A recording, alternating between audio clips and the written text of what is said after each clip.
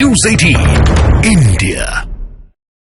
जब साल भर तक का आंदोलन चला था, राकेश टिकैत सबसे बड़ा चेहरा हुआ करते थे, है ना? हम 13 महीने सब लोग साथ थे। हाँ, फिर क्यों अलग हो गए? अब 2-3 ग्रुप किसान मोर्चे में बने हुए हैं, खास करके पंजाब की जो जत्थेबंदी है, हाँ, उसमें 2-3 ग्रुप हैं। उसमें से एक ग्रुप ये भी है जिन्होंने दिल्ली की कॉल दी, आपसी सहमति नहीं बनी, लेकिन जो किसानों के साथ अत्याचार हुआ है, हम सब उसके साथ में हैं। नहीं तो सब आप साथ में, मेरे समझ में आ रहा है, लेकिन आप बंद अलग बुला रहे हैं, वो दिल्ली चलो अभियान अलग चला रहे हैं। ये आप लोगों ने मिलजुल कर स्ट्रैटेजी है या फिर ये क्रेडिट का वॉर है कि नहीं राकेश टिकैत का नाम खो जाएगा, पंडेर साहब को कोई पूछेगा नहीं, इसीलिए अब अलग अलग अपने मोर्चे खड़े कर दो? अलग अलग पहले से ही अलग अलग है, सब एक जगह नहीं बैठे, कई बार बातचीत हुई भी है। हाँ। और सबने अब अपनी कॉल दी है, उन्होंने दिल्ली की दी, लेकिन उनके साथ में जो अत्याचार हुआ है वो गलत है, उसके साथ में हम उस मूवमेंट के साथ में हैं। ये नहीं होना चाहिए। राकेश जी, ये बात तो हर कोई मानेगा, मैं अदब से इस बात को मानने के लिए तैयार हूँ कि अगर किसी तरह का कोई अन्याय किसानों के साथ हुआ है तो फिर उस शख्स को सजा मिलनी चाहिए और उस अन्याय को दूर किया जाना चाहिए। इसमें कोई नहीं, लेकिन अब सवाल ये है कि जो आपकी मांगे हैं, क्या वो जायज मांगे हैं? मतलब जिस देश का बजट ही 45 लाख करोड़ के आसपास हो, आपकी मांगे पूरी करने में दम नहीं फूल जाएगा? अगर ये सवाल आपके होते, ये सवाल अगर चैनल वालों के होते तो हमें कोई दिक्कत नहीं थी। चलो, सवाल में एक आध शब्दों का हेरफेर हो सकता है। हाँ। लेकिन सारे चैनल वाले पढ़ाई कहाँ से पढ़ के आए, उस यूनिवर्सिटी का नाम बताओ। मैं बता देती हूँ उस यूनिवर्सिटी का नाम जो है, वो यूनिवर्सिटी मैं बता देती हूँ, वो है भारत की यूनिवर्सिटी। आप सुनिए ना, जैसे जय जवान जय किसान आपको हर एंकर के मुंह पे नजर आएगा राकेश जी, वैसे ही वैसे जय हिंद जो है वो भी सबके चेहरे पर और सबके मुख पर नजर आएगा।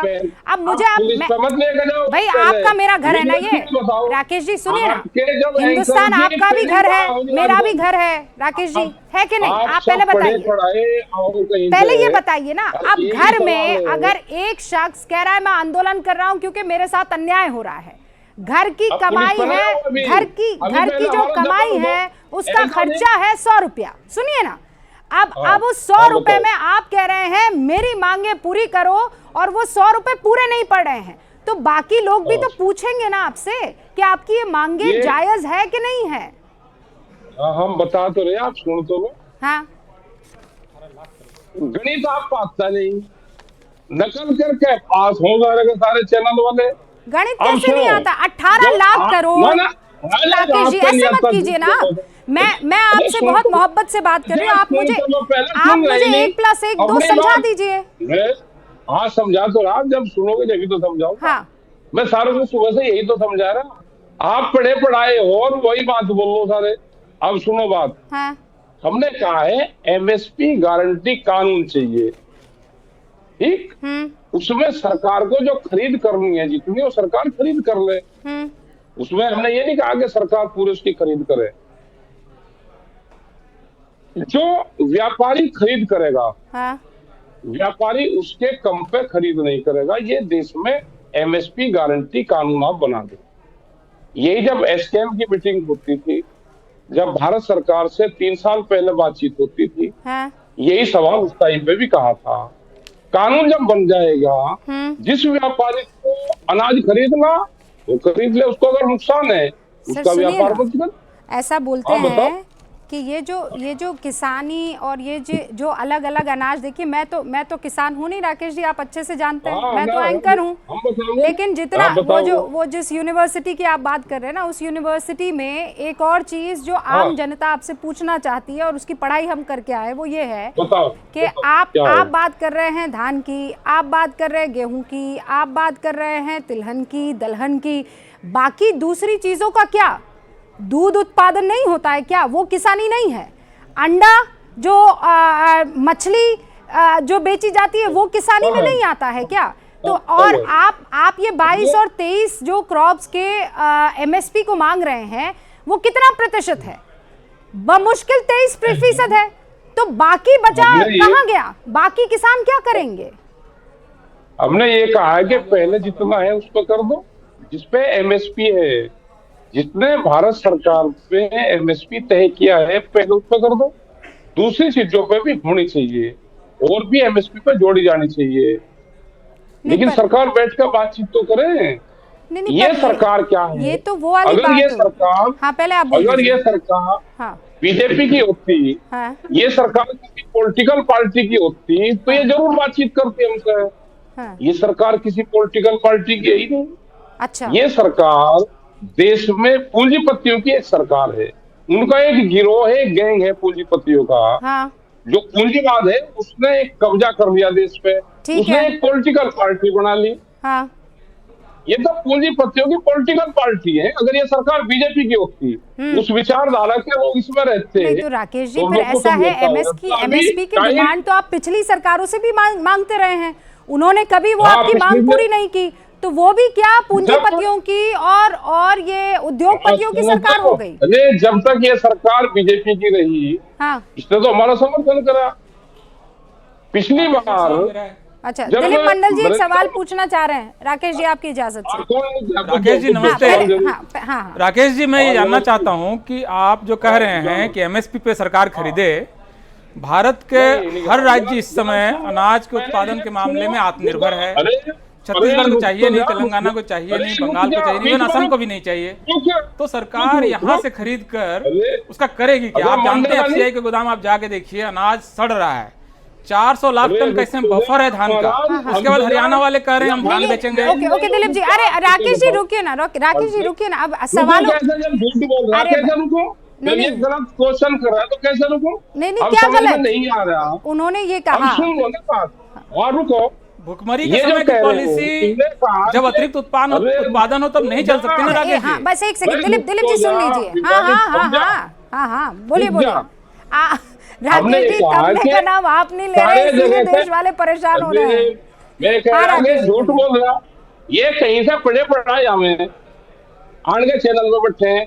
हमने ये कहा कि सरकार को पूरी खरीद नहीं करनी, सरकार को जितनी खरीद करनी उतनी खरीद करे। आवाज थोड़ी सी तेज। जो व्यापारी सस्ते में खरीद करता है उस पर कानून बन जाए, वो उससे सस्ते में खरीद नहीं करेगा। जो एमएसपी गारंटी कानून है, यही तो हमने कहा। एक माहौल बनाया जा रहा देश में कि सरकार सबकी खरीद करेगी, हमने कहा कि सरकार को नहीं खरीद करनी, वो तो कानून बनाए उसमें। अब हमारी बात दिलीप जी भाई समझ में आ रही है?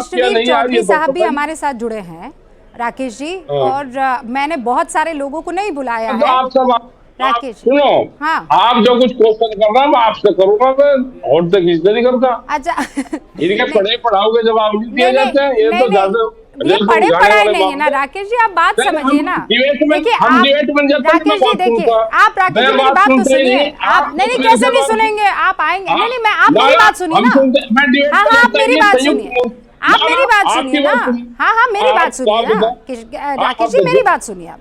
अब मैं आपसे बार बार एक बात पूछ रही हूँ कि क्या ऐसा नहीं है कि आप कुछ मुट्ठी भर किसानों की वजह से जो बहुत मेजॉरिटी किसान परेशान हो रहा है वो सिर्फ आंदोलन के लिए आता है, खेल जो है वो ऊपर लेवल पर हो जाता है। और आप पर तो ये आरोप लगते रहे हैं कि आपकी जब इच्छा होती तब सरकार से आप मिलीभगत करते हैं और प्रदर्शन खत्म, और फिर जब आपकी इच्छा होती है आप डंडा घुमाते हैं और बाकी सारे वो गरीब किसान आपके पीछे पीछे आ जाते हैं। बहुत बड़ा आरोप है ये राकेश जी। उन्हीं की लड़ाई तो लड़ते हैं गरीब किसान की, अमीर किसान तो हमारे साथ आता ही नहीं, और देश में अमीर किसान है कहाँ? हम तो गरीब किसान की लड़ाई लड़ते हैं। मेरे सामने एक किसान बैठे हुए हैं। राकेश जी, अपने पीछे आपने बाबा साहब अम्बेडकर की फोटो लगा रखी है, ये बताइए कि आपके आंदोलन से जो भूमिहीन मजदूर हैं उनको क्या लेना देना, उनको क्या मिलेगा इस आंदोलन से, और क्यों वो 40-50% आबादी आपके आंदोलन से जुड़े? इसकी मुझे एक वजह बताइए, जिसके पास जमीन है ही नहीं। तो बाबा साहब की फोटो लगा लेना तो एक बहुत आसान काम है। ये बताइए गांव में उसका शोषण करता कौन है, गांव में उसके साथ अत्याचार करता कौन है? बाबा साहब ने कहा है कि गांव जो है वो दलितों के लिए नरक कुंड है, वो नरक कुंड बनाता कौन है? भगवान तो आता नहीं है। तो अल्टीमेटली भारत की बड़ी आबादी के लिए इसका मतलब क्या? नंबर 2 आप ये बताइए कि एमएसपी इस समय भारत आप जो अनाज खरीदेगी उस अनाज की जरूरत किस राज्य को है? कोई एक राज्य है जो कि अनाज मांग रहा है आपसे? तो ये जो पंजाब और हरियाणा के किसान, मुझे डिबेट ओपन करना है। राकेश जी ने मुझे वादा किया था कि कुछ ही मिनट के लिए वो बैठेंगे, लेकिन राकेश जी ससम्मान इन सवालों के जवाब दीजिए। ऐसा है ना, मैं डिबेट सिर्फ चैनल पे एंकर से करता हूँ। हाँ सही बात है, मैं बहसबाजी पे जाता ही नहीं। सही बात है, ठीक है। संयुक्त मोर्चे ने आप किसी मंत्री को बैठाओ ना, उससे करूंगा बात। हाँ ये अच्छा आइडिया है राकेश जी। गलत चीज है आपकी। नहीं राकेश जी, अच्छा आइडिया है। बहसबाजी करवाते, मैं किसी से कोई बहसबाजी नहीं करता। हाँ मत कीजिए, क्योंकि जो आदमी बहस सम्मान करती हूँ। है। नहीं राकेश जी, बात सही है। राकेश जी बात सही है। आपकी गलत चीज है। राकेश जी सुनिए ना, आप बात सही कह रहे हैं। आप 10 एंकर बैठो। नहीं आप सही कह रहे हैं। आपको मुझसे ही बात करनी थी, पर चूंकि दिल, आप सुनिए ना राकेश जी, बस मैं समझा दूं। आप मेरे महा मत दीजिएगा, ये बात आपकी सही है। आपने जो कहा था वो ये था कि आप सिर्फ मुझसे बात करेंगे। मेरी बात सुनो, सुनिए ना, दिक्कत क्या है कि आज मैं आपके चैनल पर डिबेट बैठूंगा, हाँ दूसरा बैठाएगा। हाँ सही है। पिछले 3 मैं मान गई, 10 एंकर बैठो, मैं मान गई। जवाब दूंगा। अरे राकेश जी, मैं तो आपकी बात मान गई, बहुत बहुत शुक्रिया। बस ये बता दीजिए, मैं बस मेरे सवाल का आखिरी जवाब दे दीजिए। इनका बीमारी का इलाज हम फील्ड में करते हैं। अरे सुनिए ना, हाँ नहीं सुनिए ना, मेरी बात सुनिए। अब आखिरी सवाल का जवाब दीजिए। क्या ये आंदोलन इसलिए है क्योंकि मोदी का ग्राफ राम मंदिर की वजह से बढ़ गया है और उसे नीचे लेकर आना है? आखिरी सवाल का जवाब। राम तो हमारे पूर्वज थे, हम रघुवंशी हैं, राम भी हमारे उसके थे। राम का कहां सवाल आ गया?